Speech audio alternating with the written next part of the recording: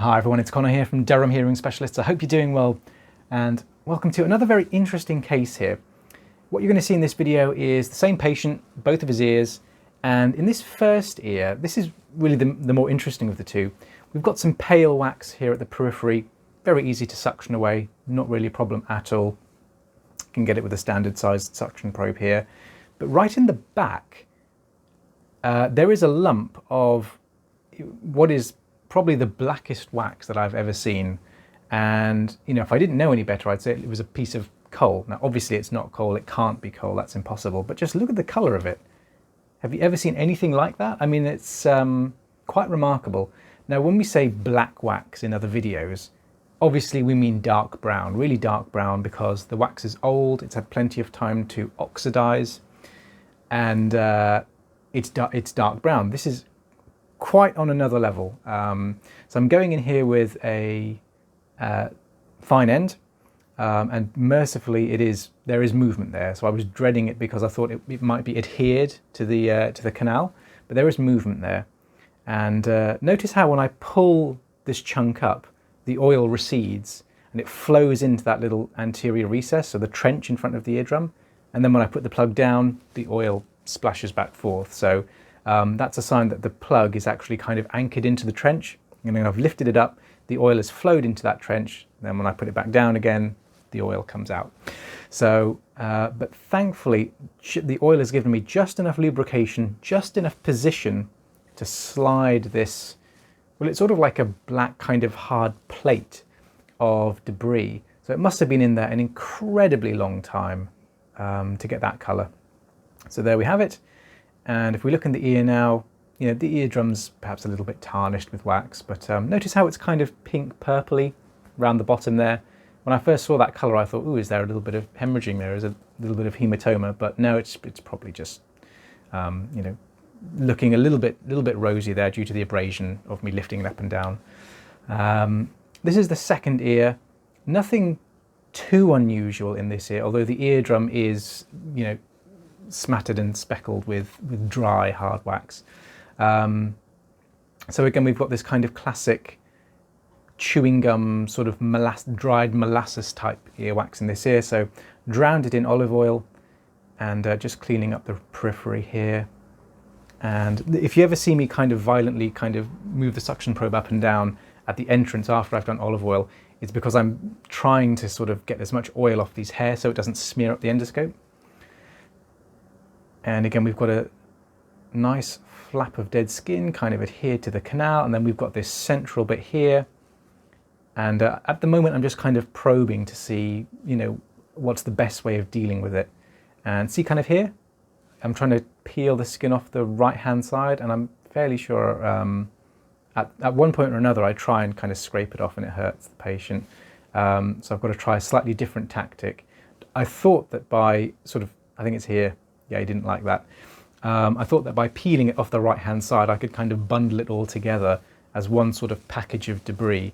That didn't really work. So again, more oil. When in doubt, more oil. So think about 5 or 6 squirts of ear roll here, suctioning up the excess, and we'll see if we can move this. Now, it's definitely more anchored onto the left-hand side. It's just the left-hand side is always sort of a blind spot for me, and you can't really see in there very well.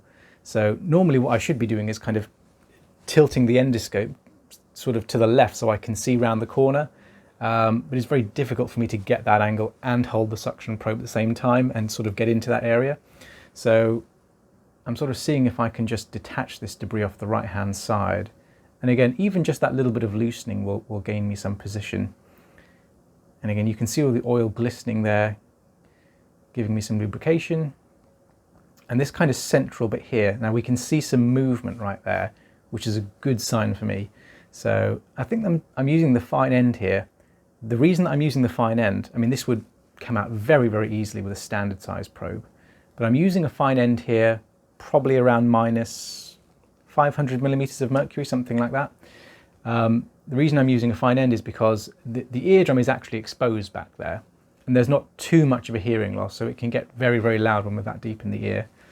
But here we go, finally managed to kind of de-anchor it, And I'm just going to slide it forwards here.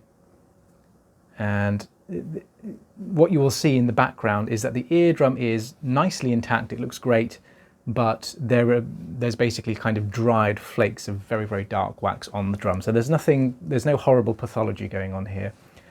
It is just, you know, quite a severe long-term case of earwax impaction. So dragging it forwards, again, olive oil is doing a beautiful job at creating this sort of nice slick surface for me to drag the debris out on. Again, it's a bit like moving furniture, this. It's an awkward shape, but there we have it. Again, very, very black, very dark. And now we'll have another look. There are a few little bits and pieces here that we need to clear up.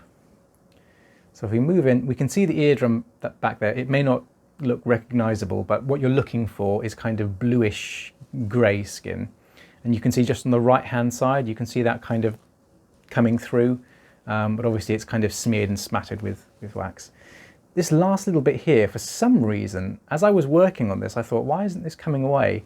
But like most things that are hidden in the trench, in the little recess, they're always bigger than what you see. So it's kind of an iceberg situation. So I'm just kind of trying to roll it to the right-hand side, and away it comes. So again, it's just like another sort of plate formation, really. Again, dead skin there. And then there's one last little bit that I thought I might as well go in and get. I thought I've gone this far, I might as well do a thorough job. You can see just on the right-hand side, there's a sheet of dead skin. And if it was just ordinary wax, I might just leave it, but there's no sense in leaving dead skin there. And there we have it. So although it looks dirty, in other words, the eardrum doesn't look pretty at this point, but it is totally normal.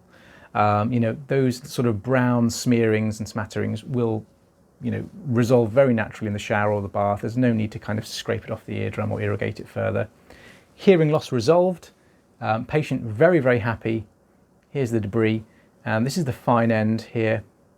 And I'm always slightly annoyed by this particular design. I can't remember who makes these fine ends, but they're always too long.